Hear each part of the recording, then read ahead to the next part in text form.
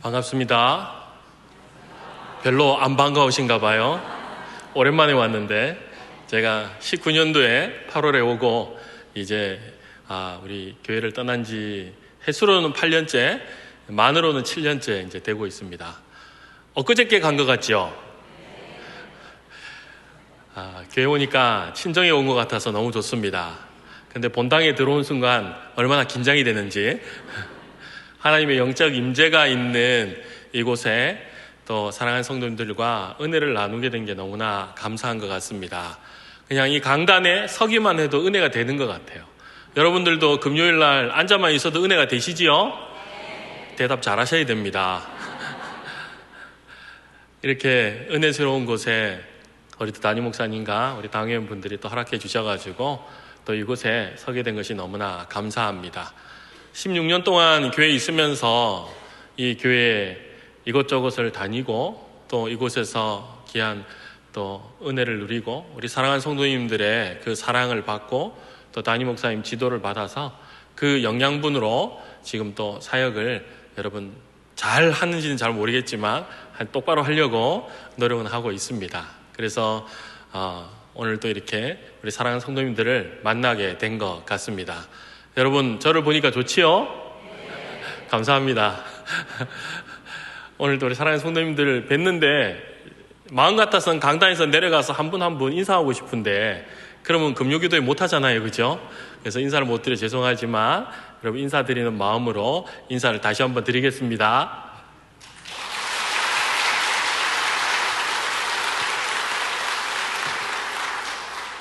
제가 담임으로 갈 때 지난번에 한번 말씀을 드렸지만 오는 목사님들 선을 보잖아요. 그 가운데 우리 강덕훈 목사님은 어떤 분인가 해가지고 한 분이 우리 교회 예배 실황을 보셨어요. 그리고 그 예배 실황 가운데 제 설교를 본 게 아니라 우리 성도님들 얼굴을 봤어요. 성도님들 얼굴이 너무 은혜스럽대요. 그래서 제가 왔다는 여러분, 제가 그곳에 가게 된 계기가 됐어요. 그렇기 때문에 여러분 우리 부목사님들 좋은 교회 보내시려면 여러분 아멘 아멘 그리고 은혜 많이 받으시기를 바랍니다. 오늘도 하나님께서 우리 사랑하는 성도님들에게 귀한 은혜를 주시는 이 밤 되시기를 축복드리겠습니다. 제가 교회에 있으면서 우리 목사님께서 찬양을 너무 잘 하시잖아요, 그죠? 그래서 많은 찬양했는데 저는 생각나는 것이 있습니다. 보혈을 지나 늘 이 찬양이 참 생각나는 것 같아요. 우리 이 찬양 함께 하고 말씀 나누도록 하겠습니다. 우리 보혈을 지나 함께 찬양하겠습니다.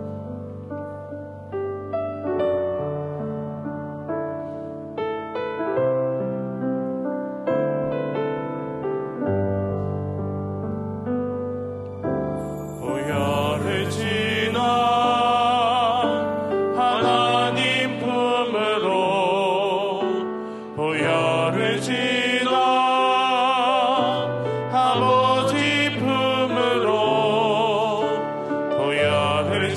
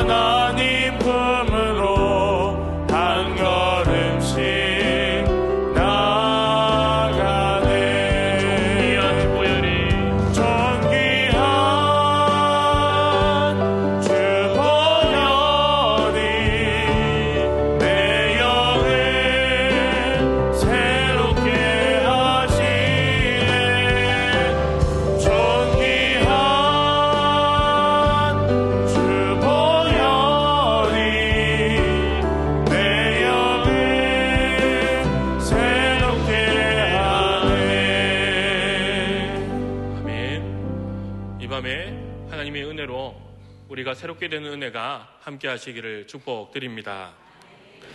이전에도 소개를 했지만 제가 섬기는 교회에 대해서 잠깐 소개를 하겠습니다. 제가 섬기는 교회는 김해 나전교회인데 이전에 교회가 있던 위치는 김해 삼랑진 가기 전에 외곽에 나전고개라고 있습니다. 그쪽에 나전리에 이 교회가 있었습니다. 근데 그 교회가 도로가 나면서 그 교회 자리를 옮기게 되었습니다. 그래서 교회가 보상을 받고 교회 부지를 매입하게 되었습니다. 근데 그 교회 부지 매입한 곳이 아파트 신축을 하게 됐어요. 그래서 보상을 받았습니다. 그래서 다시 교회 부지를 매입했습니다. 또 뭐가 됐을까요? 또 아파트 부지가. 그래서 여러분 3번 보상을 받았어요. 시골에 있는 교회가 사실은 재정이 없어요. 근데 하나님의 은혜로 그렇다고 뭐 보상을 다 많이 받은 건 아니지만 그래도 어느 정도 교회를 건축할 수 있는 보상을 받고 교회를 다 짓고 남았을까요? 안 남았을까요? 은혜로 남았습니다. 그래서 몇 천만 원 이렇게 남게 되었습니다. 그래서 원래 나전교회가 나전리에 있었기 때문에 나전교회였는데 지금은 이제 김해 시내 동상동에 이제 교회가 있습니다. 근데 성도님들이 이렇게 저렇게 이 교회 이름을 우리가 바꿔야 되지 않겠느냐. 그런데 투표를 한 결과 그대로 가기로 해가지고 이제 나전교회가 좀 다른 의미가 됐어요. 나누고 전하는 교회가 되자. 그래가지고 참 꿈보다 해몽이 좋다고. 그런데 하나님께서 주신 것 같아요. 그래서 나누고 전하는 교회로 그렇게 성도님들이 마음을 모아서 교회를 세우고 섬기게 되었습니다. 사실은 제가 교회 가기 전에 교회가 옮기기 전에 한번 교회 청빙 요청이 있었어요. 근데 그때 우리 드림센터를 한참 건축하고 있었고 제가 또 행정실장으로 섬기면서 이렇게 또 섬기고 있는 과정에 또 갈 수는 없는 상황이라서 제가 안 갔었는데 나중에 교회를 다 짓고 오라더라고요. 그래가지고 교회가 다 지은 다음에 제가 그곳에 부임하게 되었습니다. 참 하나님의 은혜인 것 같습니다. 근데 여러분 교회가 재정이 없었는데 여러분 이런 기적 같은 일이 벌어지지 않았습니까? 보니까 우리 성도님들이 참 이 기도에는 다들 한 가닥씩 하시는 것 같아요. 보니까 참 어렵고 힘든 상황이지만 성도님들이 기도하는 가운데 하나님의 은혜를 주셔서 교회를 이렇게 건축하게 된 것 같습니다. 그리고 내년에 교회가 50주년이 돼요. 50주년이 되는데 50주년을 앞두고 올해 처음으로 단기 선교를 갔습니다. 단기 선교를 한 주 전에, 이제 2주 전에 이렇게 다녀왔는데 단기 선교를 다녀오고 지난주에 이제 단기 선교 사역 보고를 주일 오후에 했습니다. 하고 난 뒤에 단기 선교를 갔다 온 후에 장로님이 그런 얘기를 하시더라고요. 목사님, 제가 청년 때 참 단기 선교를 너무 가고 싶어서 기도했는데 제가 잊어버리고 있었는데 우리 자녀들이 장로님 자녀들 2분도 같이 갔어요. 저희 또 자녀 둘 이렇게 또 같이 갔는데 우리 자녀들이 가는 것을 보면서 그때 잊어버렸던 기도가 생각이 난다. 그렇게 말씀하시더라고요. 여러분이 기도했던 기도 제목들 다 기억이 나십니까? 근데 중요한 건 여러분 사랑이 많으신 하나님은 그걸 다 기억하고 계신다는 거예요. 그리고 하나님께서 가장 좋은 때에 여러분 응답해 주시는 줄 믿습니다. 우리의 기도는 여러분 떨어지지 않습니다. 하나님은 여러분이 하는 그 기도, 그 신음, 외침 하나님은 다 기억하셨다가 여러분에게 가장 좋은 때에 여러분 응답해 주시는 줄 믿습니다. 제가 교회를 섬기면서 제가 은혜의 통로로 성도님들에게 은혜를 끼치지만 저도 성도님들을 통해서 참 은혜를 받을 때가 있어요. 한 집사님이 계시는데 이분은 나이가 71 되세요. 근데 이제 모친을 모시고 계세요. 91 모친은. 근데 치매가 있으세요. 근데 이분이 그렇다고 생활 형편이 좋은 분이 아니에요. 근데 모친을 모시면서 이분이 그런 얘기를 하더라고요. 어머니, 그러니까 어머니에게 식사를 이렇게 드리면서 어머니가 해맑게 웃을 때 그때 이분은 가장 행복하대요. 그때 가장 행복하다. 그런 얘기를 하시더라고요. 요즘 여러분 시대가 험악해서 현대판 고려장이라 그러잖아요. 그렇죠? 피치 못할 사정으로 우리가 부모님을 요양원에 모시기도 하지만 어떤 자녀들은 그냥 요양원에 부모님을 방치하고 관심도 안 가지는 무정한 자녀들을 보게 되는데, 이 집사님은 우리 어머니를 섬기면서 치매인데 그 기저귀 다 갈아니면서 나이도 적은 것도 아닌데 그렇다고 생활 형편이 좋은 것도 아니고 나라에서 보조받고 공공근로로 일을 하면서도 이분은 어머니가 그 해맑게 웃는 그 모습 보려고 그 어머니와 함께. 근데 이분은 또 감사가 풍성해요. 여러분, 근로장려금 받고 감사원금 하신 분 계십니까? 근로장려금이 뭔지 모릅니까? 나라에서 혜택 줄 때가 있죠. 코로나 때 여러분 혜택 조금 받으셨죠? 그리고 또 어려우신 분들은 아마 나라에서 이런저런 혜택이 나와요. 근데 이분은 그럴 때마다 나라에 감사하시더라고. 나라의 감사가 하나님께 감사 또 뒤에 가지만 이분은 나라에서 혜택 줄 때 늘 감사. 그러니까 이분은 감사가 풍성하세요. 비록 삶이 연약하고 부족하지만 그 삶에 감사가 있으니까 그렇게 어려운 환경 속에서 노모를 모시고 있음에도 시골에서 계시거든요. 김해 안에 있는 게 아니에요. 외곽에 나전리 그쪽에 계시는데 그 모시면서도 얼마나 행복해하는지, 오늘도 옥수수를 얼마나 많이 가져오셨는지 그 마당에 옥수수를 기르세요. 근데 그 옥수수 기르는 목적이 여름 성경학교 때 우리 주일학교 학생들 주려고 그래가지고 오늘 이 더운데 그 옥수수를 한 보따리가 아니에요. 그냥 얼마나 많이 가져오셨는지 오늘 우리 사모님이 한번 맛을 봤는데 맛있더라고요. 그래서 밤에 가서 저도 한번 먹으려고 생각 중인데 하여튼 그래가지고 옥수수를 이렇게 또 해가지고 갖다 주시고 얼마나 마음이 풍성한지 모릅니다. 참 그런 분들을 볼 때 너무나 감사합니다. 여러분, 오늘 이 밤 좋은 밤이지요?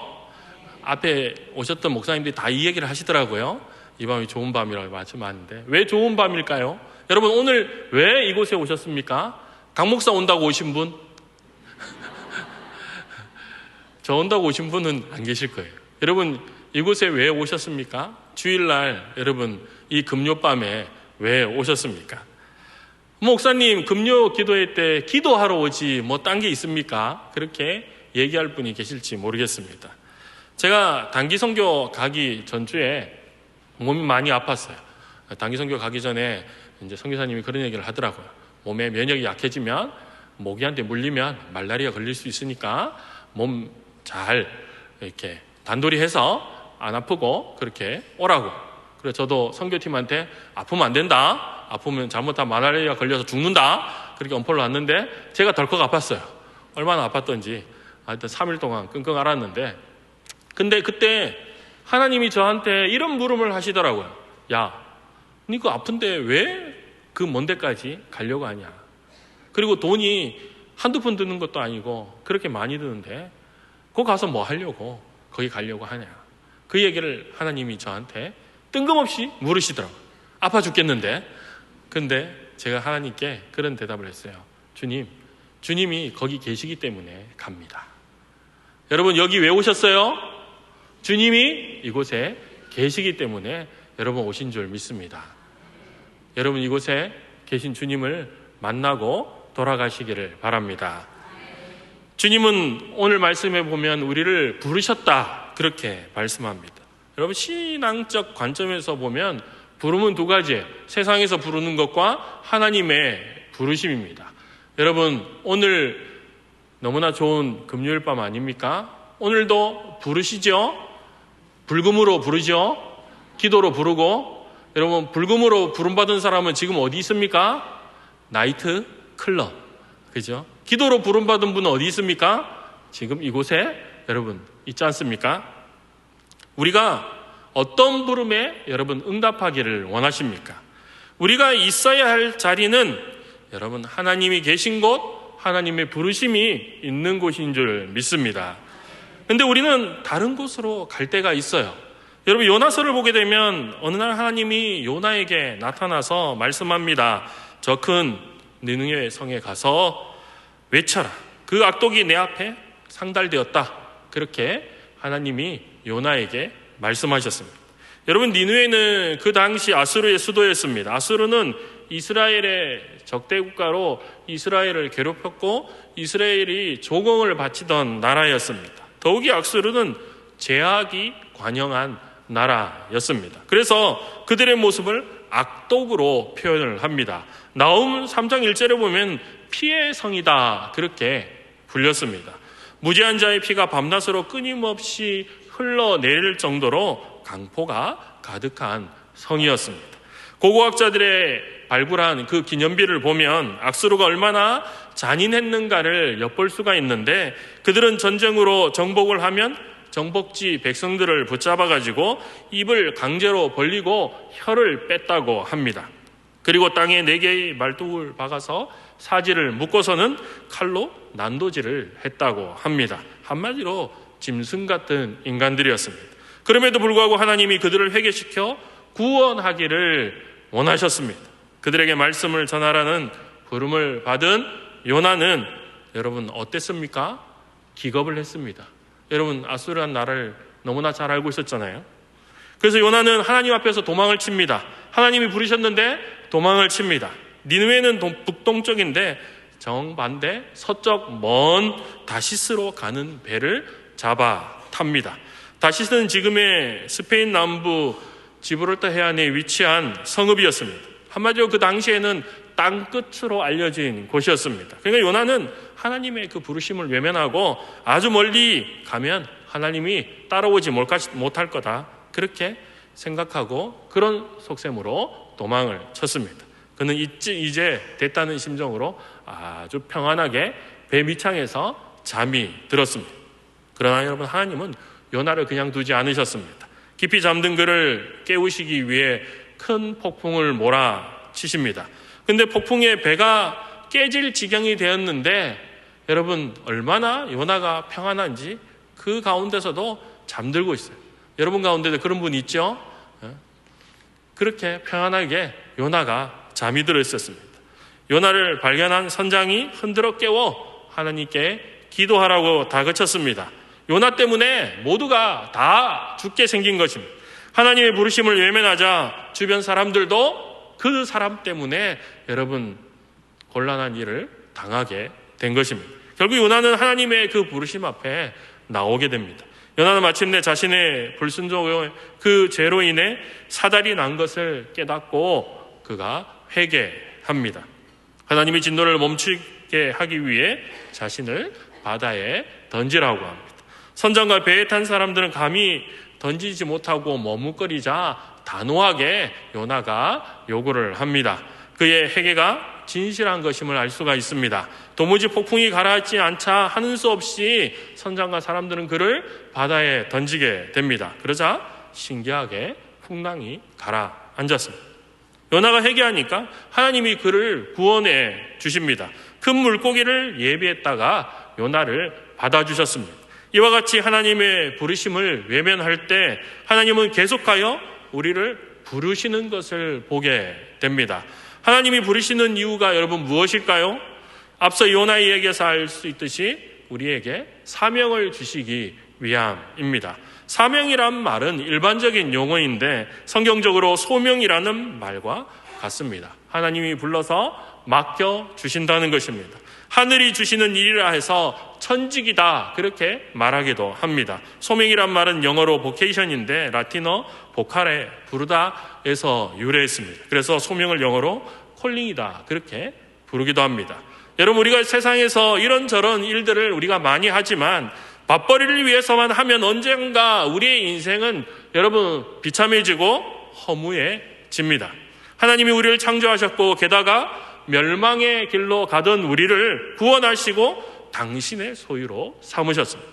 그러므로 우리는 주인이신 하나님의 영광을 위해 살아야 합니다. 고린도전서 6장 20절은 말씀합니다. 값으로 산 것이 되었으니 그런즉 너희 몸으로 하나님께 영광을 돌리라. 믿음의 조상 아브라함을 부를 때도 여러분 이런 목적으로 부르셨습니다. 창세기 12장 2절 3절에 보면 말씀합니다. 내가 너로 큰 민족을 이루고 내게 복을 주어 내 이름으로 창대하게 하리니 너는 복이 될지라. 땅의 모든 족속이 너로 말미암아 복을 얻을 것이라 하신지라. 세계 만민에게 복을 나누어 주는 축복의 통로가 되는 사명입니다. 다시 말하면 흘러보내는 사명입니다. 복음을 흘러보내고 물질을 흘러보내고 사랑을 흘러보내는 것입니다. 이를 위해 주님은 우리를 부르십니다. 이 하나님의 부르심에 순종한 이가 있습니다. 여러분이 너무나도 잘 아는 사도 바울입니다. 사도 바울이 2차 전도 여행을 신라와 더불어 안디옥을 출발하였습니다. 소아시아 지방을 전도하기 위함이었는데 더베와 르스드라에 이르러서 디모레를 전도 여행에 합류시켜서 가게 됩니다. 그리고 그들은 부르길라와 갈라디아 땅으로 다녀가 무시아 앞에 이르러서 비두니아로 가고자 하지만 성령이 허락하지 않는 것입니다. 그리고 그 밤에 사도 바울이 하나님의 영이 왜 아시아로 가고자 하는 전도의 길을 허락지 않으시는지 기도하고 있을 때 환상이 보이는데 유럽의 마게도냐 사람이 손짓을 하면서 우리에게로 건너와서 복음을 전해달라 그렇게 요청을 하는 것입니다. 그래서 소아시아의 경계를 넘어 유럽 마게도냐로 들어가게 되었음을 사도행전 16장 10절에 말씀하고 있습니다. 사도 바울은 마게도냐 사람들이 도움을 요청하는 그 손짓을 보았을 때 하나님의 이 새로운 부르심에 놀랐습니다. 이제는 소아시아를 벗어나 유럽까지 그 복음의 문이 열리는 것에 대해 그가 흥분하지 않을 수가 없었습니다. 절대로 자기 감정에 의해서가 아니었습니다. 성령님에 의해서 그랬기 때문에 이것은 바로 하나님의 부르심이었고 하나님의 소원이었던 것입니다. 마게도냐로 걸러간 바울은 거기서 빌립보 교회, 데살로니가 교회, 그리고 고린도 교회 등 우리가 여러분 잘 아는 굵직굵직한 교회들을 그 부르심을 통해서 그곳에 세우게 됩니다. 그렇습니다. 성령님의 인도하심에 자신의 생각과 의지를 복종시키는 것처럼 귀중한 일은 없습니다. 바울은 주께 충성했습니다. 성령의 인도에 늘 순종했고 그리고 늘 기도하는 깨어있는 사람이었습니다. 그래서 그는 하나님의 부르심에 응답할 수가 있었습니다. 자기가 원하는 일을 하는 것이 아니라 하나님이 부르시고 하나님이 뜻하신 바를 이루게 된 것입니다. 성령님이 인도하시는 사람은 여러분 환상만 의지하고 들리는 어떤 말에만 들으려고 애쓰는 사람이 결코 아닙니다. 성령님이 인도하시는 사람은 늘 순종하고 늘 기도하는, 항상 주님과 교제를 나누는 그 삶을 소중히 여기는 사람입니다. 여러분도 그것이 소중하기 때문에 이 밤에 나오신 줄 믿습니다. 하나님은 사도 바울로 하여금 유럽의 첫 지역인 빌립보, 그 다음에 데살로니가, 그리고 베레아를 거치고 아덴을 거치고 고린도에 가도록 정해놓고 계셨습니다. 그렇습니다. 하나님이 여러분 우리가 명하시는 길로 가야 합니다. 하나님이 부르시는 길로 가야 합니다. 비록 여러분 그 길이 우리에게 어려움이 있고 힘들지라도, 그곳에 역경이 있을지라도 여러분 우리가 그 길을 통해 하나님은 우리의 신앙을 더욱 굳게 세워주실 줄 믿습니다. 우리의 신앙의 성장의 기회가 되는 것입니다. 그 역경이 크면 클수록 우리의 신앙의 기회도 여러분 더욱 커질 줄 믿습니다.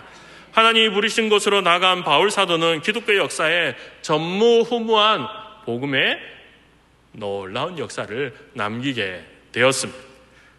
부르신 그곳에 나아갈 때 하나님이 함께 하시고 역사하신 것입니다. 여러분 이스라엘 백성도 하나님이 가나안 땅으로 부르실 때 그들이 그 힘든 광야길을 갈 때 하나님은 구름 기둥과 불 기둥으로 그들을 보호하여 주셨고 만나와 메추라기로 그들을 먹이셨습니다. 저도 고3 때 갈림길 가운데 내가 앞으로의 진로를 어떻게 선택할 것인가, 그런 가운데 있을 때 하나님의 부르심이 있었습니다. 내가 세상적인 삶을 살 것인가, 아니면 교회 안에서 주님과 만나는 그 기쁨의 삶을 살 것인가. 저는 주님과 함께 하는 것이 너무 기쁜 것 같아요. 우리가 여러분 직장 생활하면서 사회 생활하면서도 우리가 신앙생활을 마음껏 할 수 있지만 그래도 더 주님과 가까이 함께 하고 싶은 마음이 있었어요. 그 부르심이 주님이 저에게 그 부르심을 주셨는데요. 근데 제가 하나님께 그런 말씀을 드렸어요. 하나님, 제가 하나님의 부르심 가운데 나가기를 원하는데, 사실은 그때 저 혼자, 제가 일대 신앙이기 때문에 저 혼자 믿고 있는데, 여러분 신학교로 가면 가장 큰 게 뭡니까? 여러분 돈도 필요하지만 가장 큰 거는 여러분 영적인 동력자, 기도해 주는 사람이 있어야 되잖아요. 근데 우리 집안에 기도해 주는 사람도 없어, 주변에도 없어. 하나님, 제가 하나님 부르심을 받고 가려고 하는데 주변에 저를 위해서 기도해 주실 사람이 없습니다. 어떻게 할까요? 그런데 여러분, 제가 고3 때 한 번씩 새벽 기도를 갔었는데 그전에는 그 집사님 기도하는 소리가 안 들렸어요. 근데 그날따라 그 집사님이 기도하는데 내 이름이 나오더라. 저를 위해서 그분이 기도해 주시더라. 하나님이 그렇게 그 부르심 앞에 나아갈 때 그 손길로 주님께서 붙드시는 것을 그때 깨닫게 되었습니다. 여러분, 하나님은 우리를 부르실 때 나 몰라라 하지 않습니다. 이전에 제가 장애인 선교회도 섬겼었는데 그때 참 어려웠어요. 이렇게 그러니까 선교회도 어려운 형편 가운데 뭡니까? 후원으로 하는데 어떤 데는 후원이 없어. IMF 터졌을 때는 사례가 6개월이 밀린 적도 있었어요. 그러니까 어떤 데는 기름이 없어가지고 기름이 앵고 노란불 들어와가지고 어떤 데는 고가도로 위에 차가 정체되는데 노란불 들어오면 얼마나 금 기도가 되든지 하여튼 그렇게 막 다녔는데 이상하게도 기름이 똑 떨어질 때면 장로님이 그 아드님이 약간 정신지체였는데 장로님이 전도사님 기름값 하세요 하면서 기름값을 주시는 거예요. 근데 여러분, 기름이 반 남았을 때 절대 안 주세요. 꼭 떨어져요. 노란불이 들어와요. 그리고 또 가다 보면 또 이렇게 사역을 하다 보면 또 떨어져요. 또 노란불이 들어와요. 그러면은 이게 신체 장애를 가지고 계신 분이 있는데 이제 그분을 업고 이렇게 나올 때 어머니가 너무 수고하신다고 기름값 하시라고 또 주시는 거예요. 여러분, 그 맛을 아십니까? 딱딱 맞춰서 하나님이 베푸시는 그 은혜, 얼마나 여러분 감사한지.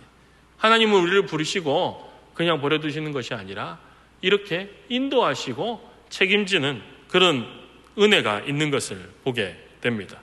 지금도 제가 담임하고 있는 교회에서도 마찬가지. 하나님께서 그곳에 기회로 부르시고 하나님이 돕는 자들을 붙여주시고 얼마나 기가 막히게, 제가 말로 다 할 수 없는데 기가 막히게 하나님께서 함께해 주시고 역사하시는지 얼마나 감사한지 모릅니다. 여러분, 사도 바울은 하나님의 부르심에 대한 확신이 있었습니다. 그는 다메섹 도상에서 예수님을 만난 후 그 인생은 그 확신으로 살아갔습니다. 여러분에게도 부르심의 확신이 있으십니까? 여러분을 대형교회 성도로 부르심의 그 확신을 가지고 사십니까? 여러분, 내가 오고 싶어서 대형교회 오셨습니까? 태어나 보니까 우리 부모님이 대형교회 집사님이셨습니까? 근데 여러분, 내가 오고 싶어 왔다는 것은 착각입니다. 교만입니다. 하나님의 부르심입니다. 여러분, 한 남편의 아내로 한 아내의 남편이 된 것도 내가 사랑해서 결혼을 했다고 하는 것은 인간적인 생각입니다. 그 모든 것도 하나님의 부르심입니다. 여러분의 가정에 아빠, 엄마로 세우신 것도 여러분 하나님의 부르심입니다.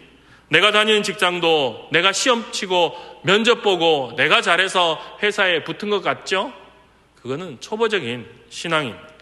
이 직장이 하나님께서 나를 이곳에 보내셔서 하나님이 부르셔서 주님이 주신 사명을 가지고 빛과 소금의 역할을 하라고 주님이 여러분 그 직장으로 부르신 것입니다. 여러분, 그 부르심의 확신이 없으면 흔들리는 것입니다. 저희 교회에 75세 되신 권사님이 계세요. 집이 다대포예요. 다대포에서 김해까지 오세요. 한 2시간 걸려요. 차를 몇 번 갈아타고. 근데 그분이 그 먼 길을 오시는데 여러분, 오늘같이 이렇게, 오늘은 좀 덜 덥긴 한데 여러분, 지난 주일도 많이 더웠죠. 그 태양볕에 여러분 75세 되신 할머니가 오기가 참 쉽지 않잖아요. 요즘 다들 젊다고 말씀하시지 막. 그래도 여러분 2시간 동안 차를 타고 온다는 것이 결코 쉬운 일이 아닙니다. 근데 여러분, 가까운 교회 가시지 왜 그리 먼 교회까지 오십니까? 그분은 시골에 교회가 있을 때부터 평생을 그렇게 교회를 섬기셨어요. 왜 그럴까요? 바로 하나님의 부르심이. 하나님이 이 교회에 계시고 하나님이 부르시고 또 직분자로 권사로 하나님이 부르셨기 때문에 그 확신이 있기 때문에 여러분, 그분이 지금도 교회에 출석하고 계시는 것입니다. 그리고 그분은 제가 교회에 부임하고 그 권사님의 이름이 이러쿵저러쿵 한 번도 나온 적이 없어요. 묵묵히 섬기시면서 본인의 일에 최선을 다하는 모습을 보게 됩니다.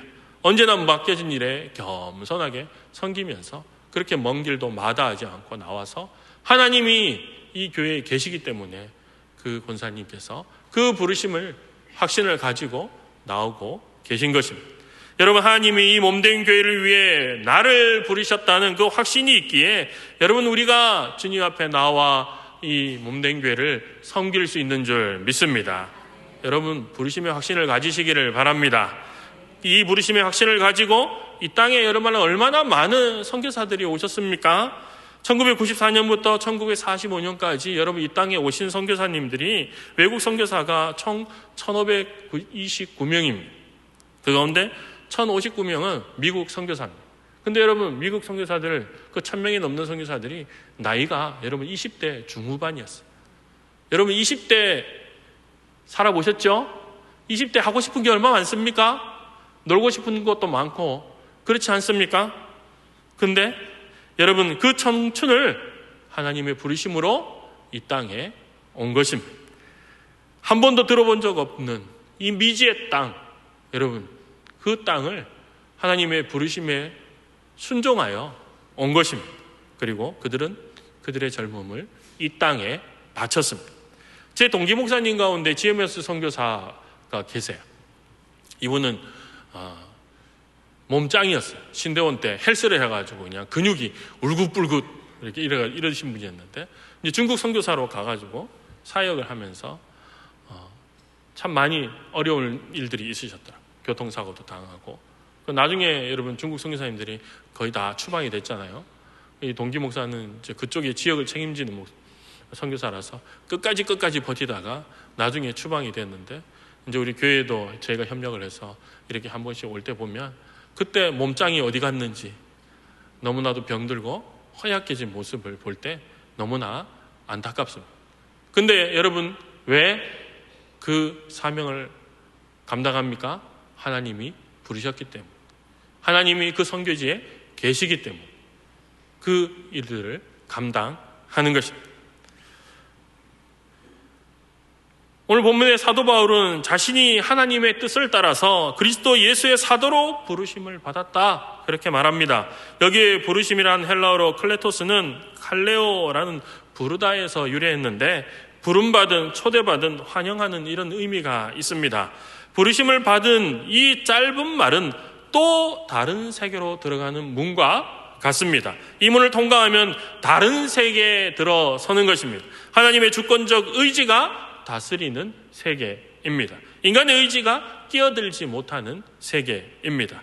바울은 여기에서 자신의 사도직에 대해서 말합니다. 하나님의 뜻을 따라. 이 말은 하나님의 그 주권적인 역사를 통해 부르심으로 사도가 되었다는 것입니다. 이 부름의 사명을 사도 바울은 평생을 다해서 달려갔습니다. 우리가 하나님의 부름의 사명을 이루어갈 때 우리의 삶에는 하나님의 역사가 만들어집니다. 그 역사는 놀라운 역사요, 반전의 역사요, 역전의 역사가 됩니다. 하나님의 그 부르심의 자리에 우리가 굳건하게 서 있을 때, 그리고 그 사명을 감당할 때 하나님은 놀라운 이야기들을 만들어 가시는 것을 보게 됩니다. 그것을 우리가 어디서 보게 되느냐? 여러분, 에스더서에 보면 그 놀라운 역사가 있는 것을 보게 됩니다. 여러분, 에스더서에는 하나님의 서프라이즈가 있습니다. 그것이 계속해서 등장을 합니다. 그래서 여러분, 에스더서를 보면 너무 재밌습니다. 그리고 흥미진진합니다. 저는 왜 작가들이 에스더서를 가지고 드라마를 안 만드는지 좀 이해가 안 돼요. 여러분, 거기에 보면 스릴도 있고 서스펜스도 있고 드라마의 재미가 다 담겨 있습니다. 근데 왜 그걸 안 만드는지, 우리 다음 세대 우리 학생들 중에 혹시 작가가 되실 분이 있으면 에스더서를 참고해서 하면 히트 칠 겁니다. 제가 보장을 합니다. 그런 놀라운 역사가 있습니다. 바사의 아하수에로 왕 때 이야기 아닙니까? 남유다 백성 다수가 바벨론의 포로로 끌려갔습니다. 그런데 세월이 흘러 정권의 차원을 넘어 나라가 바뀌어 바사 제국이 됐습니다. 에스더는 조실분모한 고아였습니다. 다행히 사촌 오빠 모르드게가 그를 맡겨 길렀습니다. 어느덧 에스더가 장성하고 하나님의 특별한 은혜 가운데 그녀가 왕후가 되었습니다. 근데 여러분, 뜻밖의 사건이 터지지요. 모르드게를 비롯한 유다 백성 전체가 학살당할 위기에 처하게 됩니다. 그렇게 되면 왕후라도 여러분 에스더까지 위험해지게 되었습니다. 사연인 즉 어떻습니까? 그 당시 왕 다음의 인자, 유명한 하만, 그죠? 여러분 하만 너무나 잘 아시죠? 이 하만이라는 인물이 대궐을 출입할 때면 모든 신하들이 그에게 굽실거렸습니다. 근데 유독 문지기인 모르드게만 고개를 꼿꼿이 쳐들고 절하지 않은 것입니다. 모르드게의 직위가 구체적으로 어느 정도였는지 알 수는 없지만 그 직위가 별로 높지는 않았습니다. 설사 높다고 해도 여러분 하만 앞에는 아무것도 아니었을 것입니다. 근데 절을 하지 않으니까 이 하만이 불쾌하게 여기고 몹시 미워했습니다. 나중에 그가 유대인이라는 것을 알고 이에 아예 이제 유대인 전체를 멸절하려고 합니다. 왕을 속여서 유대인 학살의 법령을 제정하고 공포하고 날까지 잡았습니다. 모르드게에게 분이 안 풀린 하만은 아예 자기 집들의 50규빗 약 23m 되는 장대를 세워놓고 나중에 모르드게를 거기에 달아 죽이려고, 그래서 자기의 분을 풀려고 계획을 합니다. 정말 큰일 났지 않습니까? 그래서 모르드게를 비롯해 모든 유대 사람들이 금식하며 기도했습니다. 한편 궁궐에 홀로 있던 에스더는 깜깜하게 몰랐는데 모르드게가 소식을 전해서 이 상황들을 이야기를 합니다. 그리고 왕에게 나가 간청을 하라고 합니다. 근데 문제가 있지요. 당시 여러분 왕실 경호법상 왕이 부르지 않으면 나가면 안 되었습니다. 함부로 나가면 여러분 면직되거나 심하면 처형될 수도 있었습니다. 에스더가 왕의 부름을 받지 못한 지가 30일이 지났기 때문에 지금 나가기는 너무나 머뭇거리게 됐습니다. 최소한 에스더가 왕의 관심에 없었기 때문에, 왕이 안 부른 것이기 때문에 에스더는 그 마음에 부담이 있었습니다. 에스더는 당연히 여러분 주저할 수밖에 없겠죠. 하지만 모르드게가 호통을 치자 에스더가 정신을 차리고 죽으면 죽으리라 그 마음을 가지고 왕 앞에 나가게 됩니다. 다행히 왕이 어여삐 에스더를 맞이합니다. 하지만 에스더는 신중한 사람이 되어서 왕에게 당장 간청을 하지 않고 때를 엿봅니다. 근데 여러분 그 가운데 어떤 일이 벌어집니까? 왕이 잠이 안 와가지고 왕의 그 밤에 역대 일기를 꺼내오라고 합니다. 왕궁의 일기죠. 그걸 꺼내오라고 명하고 그리고 그것을 읽힙니다. 근데 여러분 묘하게도 모르드게의 이야기가 그 가운데 나오게 됩니다. 넷이 두 사람이 왕을 암살하려고 했는데 모르드게가 알아서 고발을 한 것입니다. 여러분 놀랍지 않습니까? 왕이 하필이면 그날따라 왜 잠이 안 옵니까? 예? 그죠? 그리고 여러분 궁중 일기가 얼마나 많겠어요? 그 가운데 하필이면 그 모르드게의 이야기가 여러분 어떻게 읽혀졌겠습니까? 여러분 누가 하신 일이죠? 하나님이 하신 것입니다. 딱 찍어서 모르드게에 관한 이야기를 보게 된 것입니다. 그 당시에 왜 넘어갔는지 모르지만 가장 좋은 때 드러나게 하신 하나님의 섭리였습니다. 왕은 모르드게에게 포상하지 않은 것을 알고는 그게 상을 내리려고 합니다. 그때 누가 옵니까? 희한하지요. 하나님이 딱 대기시켜 놓은 것도 아닌데 하만이 그 문 밖에 있었습니다. 그죠? 그래서 왕이 하만을 부릅니다. 그리고 존귀한 사람이 있는데 이 사람을 포상하면 어떻게 포상하면 좋겠느냐 묻습니다. 교만한 사람들은 문제죠. 진 줄 알고 하만이 어떻게 하든지 최고의 포상을 왕에게 하라고, 여러분 왕복까지 그죠? 입히라고 그리고 여러분 온 수도를 돌아다니면서 그 왕복을 입히고 퍼레이드를 시키라고 여러분 자기가 그렇게 할 것처럼 간청을 그렇게 드립니다. 그런데 왕이 여러분 누구에게 그걸 하라 합니까? 모르드게에게 그 일을 하라 했을 때 하만이 어떻게 됐을까요? 얼굴이 노래졌겠죠. 머리도 하얘졌을 것입니다. 그런데 어떻게 해요? 왕의 명령이니까 해야 안 됩니까? 그 이후 어떻게 됩니까? 그 위에 우여곡절 끝에 여러분 이 하만은 왕의 노를 사게 되고 처형을 당하게 됩니다. 그리고 모르드게를 달려고 했던 그 장대에 자기가 달려서 죽게 됩니다. 그 뒤에 더 놀라운 일이 일어납니다. 왕이 하만의 총리직을 모르드게에게 넘겨줍니다. 제사는 에스더에게 하사를 합니다. 여러분 반전을 넘어 역전이 일어난 것입니다. 여러분, 너무나 드라마틱하지 않습니까? 제가 말씀을 잘 못 드려서 와닿지 않으신 것 같아요. 여러분, 이 반전의 반전, 여러분 얼마나 놀랍습니까? 하나님이 하신 일이. 그죠?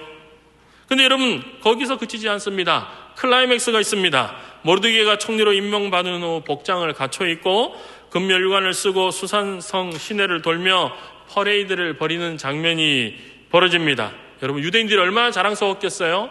죽을 뻔했다가 이제는 완전히 바뀌어가지고, 그죠? 얼마나 놀라운 일이 여러분 일어났습니까? 전국적으로 유대인들의 잔치가 일어납니다. 여러분, 이런 모습을 보면서 본토 백성들이 깜짝 놀랐어요. 이야, 유대 백성들을 통해서 하나님이 하신 일, 그 모르드게를 통해서 역사하신 하나님의 그 일을 듣게 된 것입니다. 절대 이런 일은 하나님이 아니면 일어날 수 없다는 그런 생각을 하게 됩니다. 그래서 여러분, 어떤 일이 일어났습니까? 여러분, 그 사람들이 서로 나도 너도 유대인이 되겠다고 여러분 나온 것 아닙니까? 그래서 여러분, 그들이 신앙 고백을 하고 할례를 받고 유대인이 되었습니다. 구약시대에도 혈통이나 여러분 민족이 중요한 것이 아니라 신앙이 중요했습니다. 하나님을 경외하는 신앙을 고백하고 그 표시로 할례를 받으면 어엿한 유대인이 될 수가 있었습니다. 이와 같은 놀라운 일들을 기념해서 여러분, 이스라엘의 이 불임절이 제정이 된 것입니다. 여러분, 이러한 역사가 일어난 이유가 무엇입니까? 모르드게가 대궐의 문지기로 있으면서 하만이 출입을 할 때 다른 신하들은 한 명도 빠짐없이 절을 할 때 혼자만 여러분 절을 하지 않을 때 얼마나 그가 부담이 되었겠습니까? 고위직 앞에 꼿꼿하게 서 있는 것은 너무나 위험한 일입니다. 하지만 그에게는 그럴 만한 이유가 있었습니다. 유일하신 하나님 여호와를 믿는 유대인은 하나님 외에 다른 신에게 절해서는 안 되었고, 그리고 어떤 인간에게도 우상하거나 그 앞에 절하는 일을 금했습니다. 그러니까 모르드게가 하만에게 절하지 않은 것은 객기가 아니라 하나님의 그 부르심 앞에 그 사명을 잊지 않고 그 사명을 그가 붙들었기 때문입니다. 그러자 이러한 역사가 이루어지게 된 것입니다. 여러분, 모르드게가 반역을 신고했잖아요. 그죠? 여러분이 한번 입장 바꿔놓고 생각해 보십시오. 대통령이 암살당할 뻔했는데 여러분이 그것을 알고 신고를 해서 대통령이 목숨을 건졌어요. 어떤 마음이 듭니까? 집 한 채는 주시겠지. 그런 여러분 기대 심리가 안 있습니까? 집 한 채는 아니라도 최소한 금 한돈 이상은 줘야 될 거 아니에요. 그죠? 뭔가 그래도 뭔가 포상이 있을 거 아니에요. 근데 깜깜무소식이에요. 그때 여러분 모르드게의 마음이 어땠을까요? 그가 뭐 신앙이 있는 사람이지만 한편으로 좀 여러분 섭섭하지 않았겠어요? 어쩌면 여러분 반역을 고한다는 것은 자기의 목숨을 내놓고 하는 일이잖아요. 그죠? 그렇게 했는데 포상이 아무것도 없었어요. 내심 섭섭했을 것입니다. 근데 여러분 하나님이 어떻게 하십니까? 30배, 60배, 100배? 100배보다 더 하지요? 그때 섭섭했는데 하나님이 그 섭섭함 싹 사라지게 여러분 역전의 은혜를 주신 것을 보게 됩니다. 여러분 우리도 신앙생활 하다 보면 섭섭할 때가 있어요. 그죠? 내 마음 안 알아줘가지고 여러분 힘들 때 있지요? 저는 있는데 여러분 없습니까? 여러분 우린 사람이기 때문에 연약하기 때문에 그런 마음이 있어요. 근데 하나님이 어떻게 하신다고요? 역전의 은혜를 주십니다. 우리가 하나님의 부르심에 충성을 다해서 하나님의 그 부르심 앞에 내가 믿음의 삶을 살아가게 되면 하나님이 가장 좋은 때 가장 좋은 것으로 여러분에게 응답해 주실 줄 믿습니다. 이 밤에도 여러분이 기도하러 오셨는데 하나님이 여러분을 부르셔서 여러분의 기도를 통해 역사하시기 위해 하나님은 섭리하시는 가운데 그 섭리 가운데 협력이라는 것이 있어요. 우리의 기도를 하나님이 들으시고 하나님이 그 역사를 이루어 가시는 것이 협력인데 오늘도 하나님께서 하나님의 그 섭리 가운데 여러분과 그 기도를 통해서 협력하기를 원하세요. 하나님이 여러분들을 통해서 주의 일을 이루어 가기를 원하세요. 그래서 여러분 이곳에 부르신 줄 믿습니다. 여러분들은 특별한 분들이에요. 하나님께 쓰임받기 위해 오셨고 하나님이 뜻 쓰시는 분들입니다. 옆에 계신 분들 보십시오. 내가 누구로 보이노? 한번 보십시오.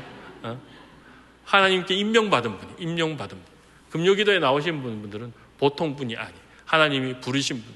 이곳에 부르셔서 하나님이 여러분의 이 몸된 교회를 여러분에게 맡기시고 오늘 또 여러분 나라와 민족을 위해서 기도할 거 아닙니까? 나라와 민족을 여러분에게 하나님이 맡기심, 그리고 열방을 여러분에게 맡기심, 그 부르심이 이곳에 있는 것입니다. 여러분, 우리가 그 부르심의 확신을 가질 때 여러분 우리의 기도가 달라져요. 우리의 삶이 달라지는 것입니다.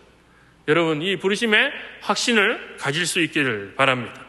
여러분, 그 부르심의 확신을 우리가 가지고 나아갈 때 하나님의 서프라이즈, 이 놀라운 은혜가 여러분 가운데 함께 하실 줄 믿습니다. 말씀을 맺겠습니다. 여러분, 가정생활이 힘듭니까? 직장생활이 힘듭니까? 교회 생활이 힘든 분들이 있으십니까? 여러분, 부르심에 확신이 없으면 흔들릴 수밖에 없습니다. 대형교로 부르시고 여러분의 가정과 직장에 하나님이 여러분을 부르셨습니다. 오직 우리는 주의 부르심으로 나아가는 것입니다. 여러분이 섬기는 구역장, 교사, 찬양대, 그 모든 곳에 하나님이 부르신 것입니다. 우리의 자리는 하나님이 계신 곳, 하나님이 부르신 곳입니다. 그 주님이 함께 하시니 여러분 얼마나 행복하고 기쁩니까? 우리의 불행과 실망은 하나님의 부르심을 잊고 하나님을 만나지 못한 데서부터 시작되는 것입니다. 이 밤도 여러분 기도하러 오셨지만 이곳에 하나님이 계시고 하나님이 부르셨다는 그 확신 가운데 기도하시기를 바랍니다. 그러면 하나님께서 여러분들에게 하나님의 놀라운 은혜를 부어주실 줄 믿습니다. 사랑하는 성도님들이 계신 모든 곳이 하나님이 부르신 곳, 하나님이 함께 하시는 복된 자리가 되시기를 주님의 이름으로 축원드립니다. 우리 함께 하나님의 부르심 함께 찬양하겠습니다.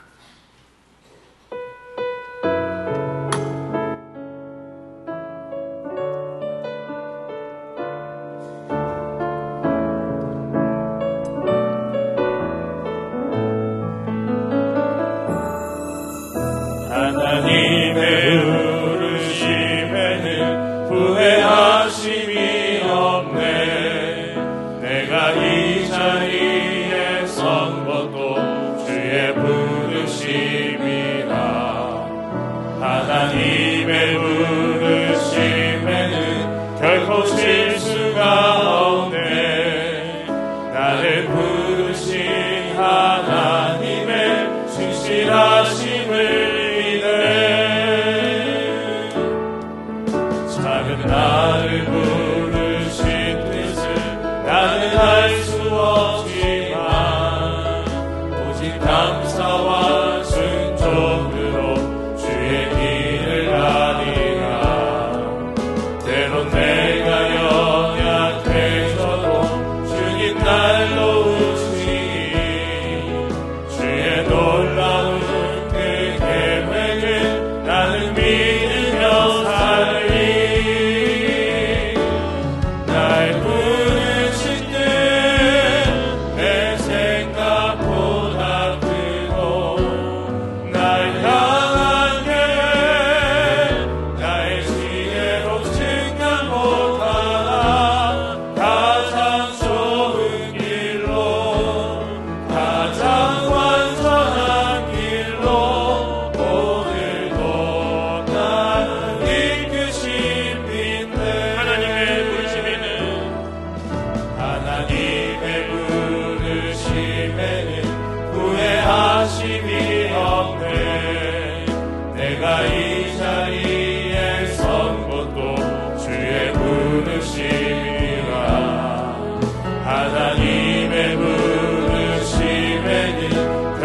실수가 없네.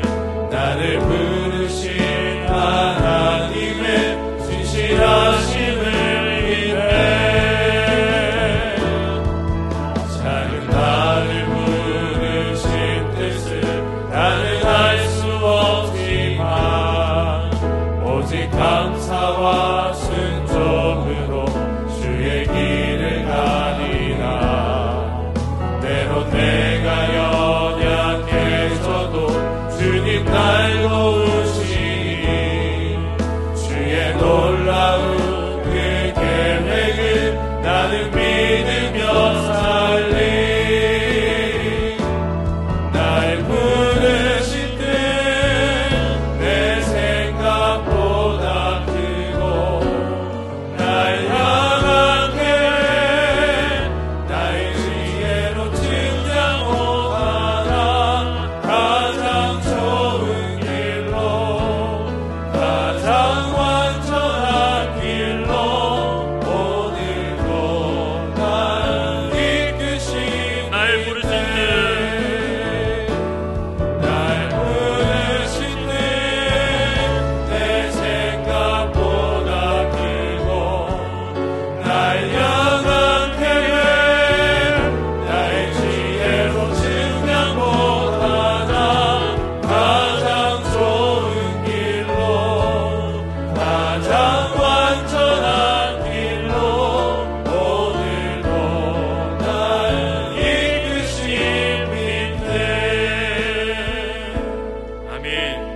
우리 함께 기도하겠습니다. 여러분, 우리가 있는 이 자리가 하나님이 계시고 하나님이 부르신 자리인 줄 믿습니다. 그 믿음 가운데 우리가 어떤 상황과 환경 가운데서도 주님이 함께 하시고 도우시는 은혜로 하나님의 그 부르심의 사명을 이루갈 수 있는 저희가 되게 하여 주옵소서. 우리 다 같이 통성으로 기도하겠습니다. 은혜하니 아버지 감사합니다. 이 밤에 주님께서